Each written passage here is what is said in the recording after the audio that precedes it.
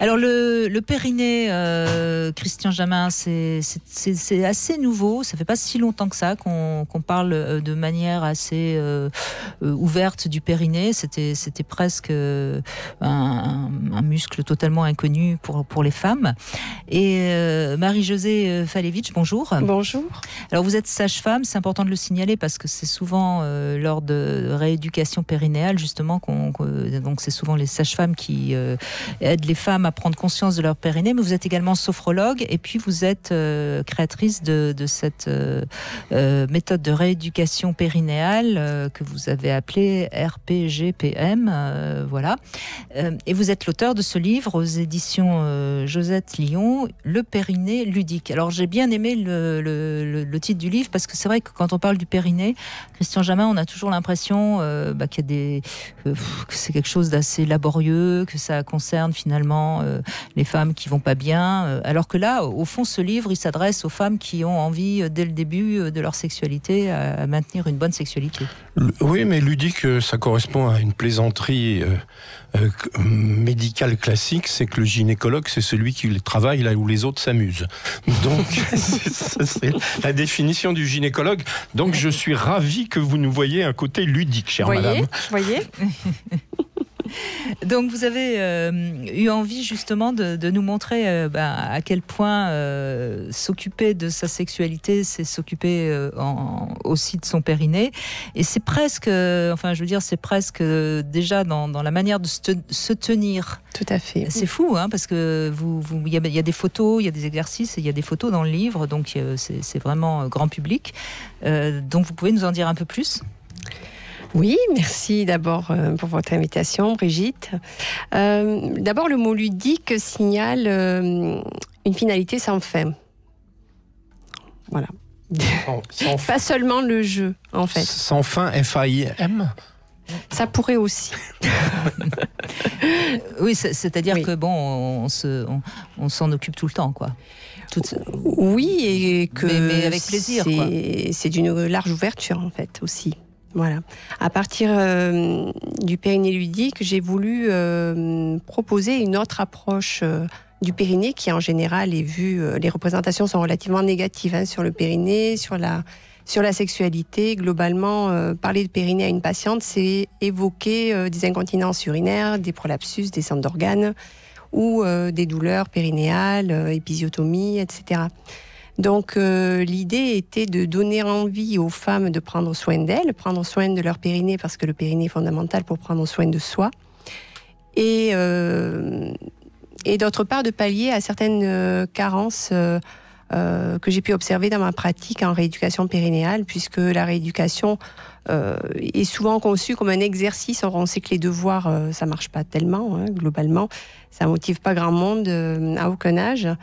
Et l'idée était d'activer tout le système de la récompense pour que les patientes aient envie de prendre soin de leur périnée. Voilà, donc l'axe rééducation périnéale, bien sûr, était présent puisque je suis sage-femme. Et de là découle toute une prise en charge globale de la personne, y compris bien sûr la sexualité.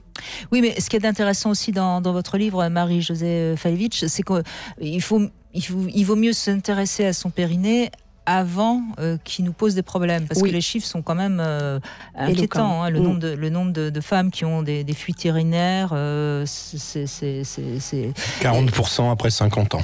C'est dingue, enfin c'est même impensable. Et souvent c'est dû à une mauvaise utilisation de son corps. C'est simplement la prévention pourrait faire diminuer ce chiffre au moins de moitié, non, Christian Jamin ?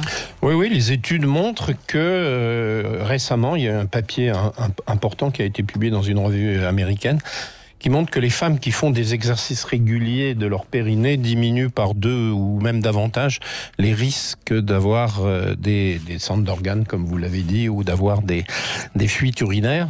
Donc, ça, je pense que vous allez nous le dire. Je ne veux pas vous couper la parole, mais je vous en prie. Vous apprenez aux femmes à maîtriser leur périnée après un accouchement, c'est classique. Mais en fait, ça ne sert à rien si on continue pas après. Exactement. Donc, faire la rééducation périnéale comme elle est prescrite actuellement en France, c'est inutile, ça coûte de l'argent et ça ne sert à rien. Sauf si on prend conscience qu'on vous a appris quelque chose dont vous vous servirez tous les jours, toute votre vie. Voilà, à chaque instant, à chaque mouvement, à chaque parole, à chaque respiration. Alors moi je m'en fous, je suis une cavalière, hein, donc mon périnée il va bien. Il est sollicité. mais c'est vrai que faire un peu la sédentarité, de ne pas se tenir droit, enfin c'est tout ce que vous nous dites dans ce livre. Déjà ça abîme notre périnée, ça paraît fou, mais de rester avachi dans son canapé, mesdames, vous êtes.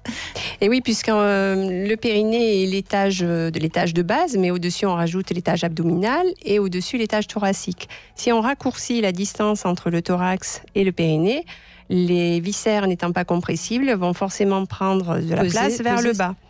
Bien sûr un peu vers l'avant, donc c'est le petit bidou qui apparaît. C'est moins grave encore, pas très esthétique mais moins grave, mais de toute façon il y aura du poids vers le bas. Et c'est plus les femmes qui sont évidemment sujettes parce que la distance entre l'anus et le vagin est très faible. Hein. On a 3 orifices quand même qui laissent la porte ouverte. Chez l'homme, l'orifice le plus grand, c'est-à-dire le vagin, est fermé. Donc c'est bien ce que je dis. On a des prolapsus rectaux chez les hommes, mais c'est beaucoup moins fréquent. Oui, mais c'est bien ce que je suis en train de souligner, évidemment. Oui, la posture est une question qui peut intéresser tout le monde, parce que là, je suis sage-femme, donc je parle essentiellement des problèmes de périnée, bien que je souligne les problèmes de dos inhérents aux problématiques de posture. Mais la posture, donc, va créer beaucoup de problématiques chez tout le monde, hommes et femmes, que ce soit sur le plan esthétique, sur le plan dorsal, des vertèbres, tassements vertébraux et autres, ou sur le plan émotionnel, puisque la posture et l'émotion sont en lien. Vous parliez tout à l'heure des blessures. Les blessures peuvent s'observer sur la posture, tout comme une posture peut générer des émotions spécifiques aussi. Oui, vous voulez dire, là c'est le côté sophrologue, j'imagine qui parle, Marie-Josée Falevitch. On est triste, on se sent pas bien, donc on a les épaules qui tombent, et puis il suffit parfois de redresser les épaules pour se sentir mieux. C'est-à-dire que par le corps, parfois on va agir sur nos émotions. Alors le mot ludique, moi je reviens sur le mot ludique. C'est bien, Christian. Oui, j'adore parce que ça me rappelle une de mes patientes à qui j'expliquais justement ce que je suis en train de vous dire. J'ai eu tous les exercices qu'elle doit faire de manière quotidienne pour entretenir son périnée. Et là, peut-être que vous nous en parlerez un peu plus avant. Et elle m'a regardé stupéfaite, elle m'a dit « Oh, c'est mon mari qui va être content ». Alors, il le sent souvent. Alors, je l'ai pris au premier degré, c'est-à-dire je lui ai dit « Vous pouvez peut-être faire les exercices toute seule », mais en réalité, probablement ce qu'elle a voulu dire, c'est qu'à partir du moment où elle va raffermir son périnée, la vie sexuelle en sera améliorée. Oui. Le périnée est un élément important de la sexualité. Mais sur beaucoup d'autres plans que le plan juste musculaire, qui est le plan avancé en général.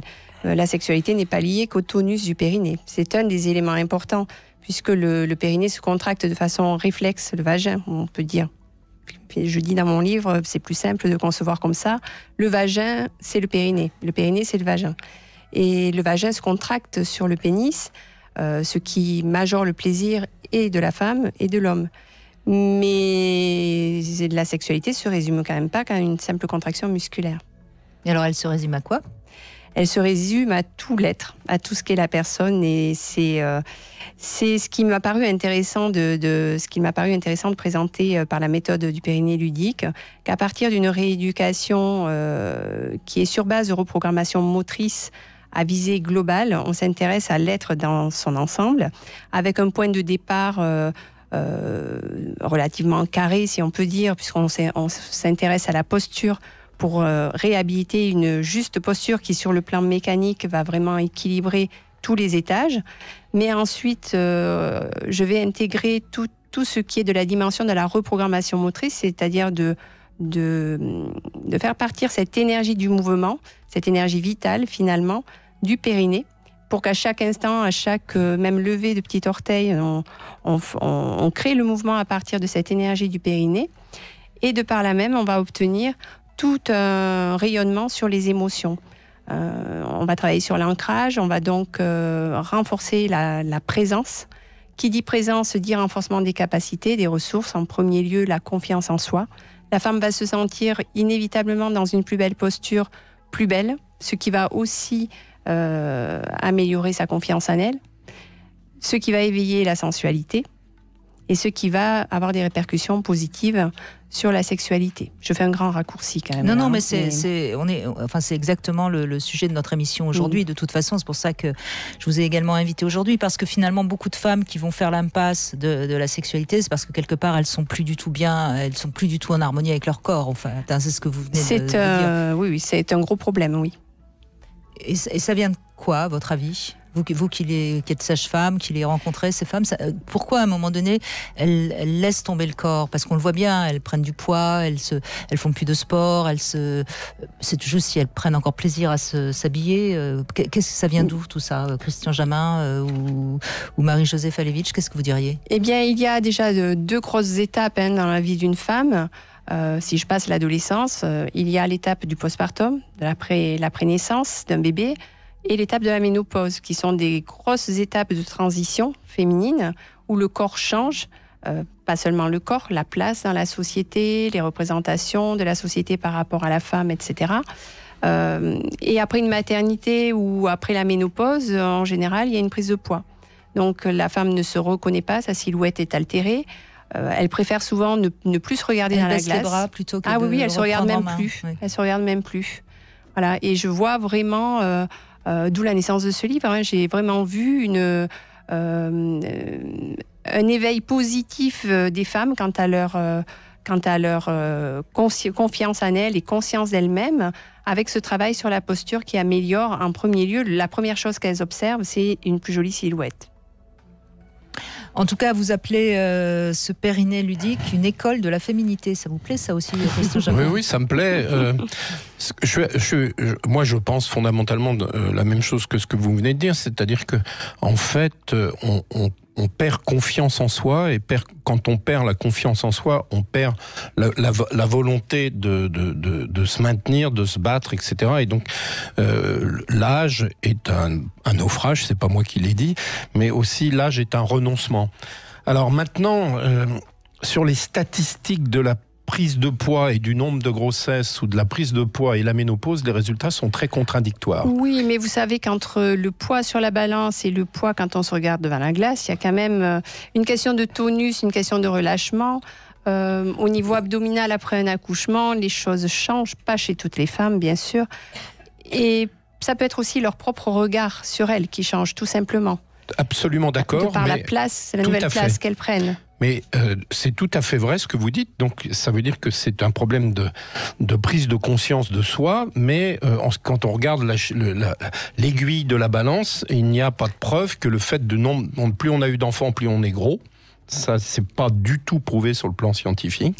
Et il n'y a pas de cassure de la prise de poids à la ménopause. Il y a une modification de la morphologie, ce qui n'est pas la même chose. Mais la prise de poids est... Pourtant, on dit quand même que les hommes aussi, de toute façon, ont tendance à prendre du poids en vieillissant. Oui.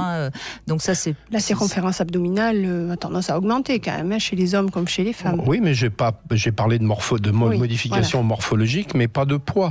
C'est-à-dire qu'il n'y a pas de cassure de la prise de poids au moment de la ménopause, par exemple. Non, mais je veux dire, plus on prend de l'âge, plus on a tendance à grossir. Oui, la prise de poids moyenne... Homme ou femme, d'ailleurs. La prise de poids moyenne d'une femme en France, entre l'âge de 30 ans et de 60 ans, est de 12 kilos. Oui, c'est ça. Au-delà de ça, c'est quand même la transformation qu'il faut accepter. Ne plus être celle qu'on était, devenir une autre au niveau de la représentation. Ensuite, après une maternité, comme sur le passage à la ménopause, la posture change. Comme on le disait tout à l'heure, les émotions, ce que l'on peut vivre dans la vie, ont un impact sur tout ce que nous sommes, ce qui va se voir sur notre posture. Si je me tiens avachie, j'ai beau peut-être ne pas avoir de ventre, je vais en créer de par la posture. Si je me tiens droite, je vais peut-être avoir une poitrine plus présente et un abdomen plus rentré, on va dire. Voilà, puis un petit peu de gym ou de sport, ça fait pas de mal. Voilà. Ça s'appelle Le Périnée ludique. Marie-Josée Falevitch en est l'auteur et c'est aux éditions Josette Lyon. Il y a beaucoup de photos et d'exercices simples, hein, donc vous pouvez, si vous désirez rester désirable, justement, vous le procurez.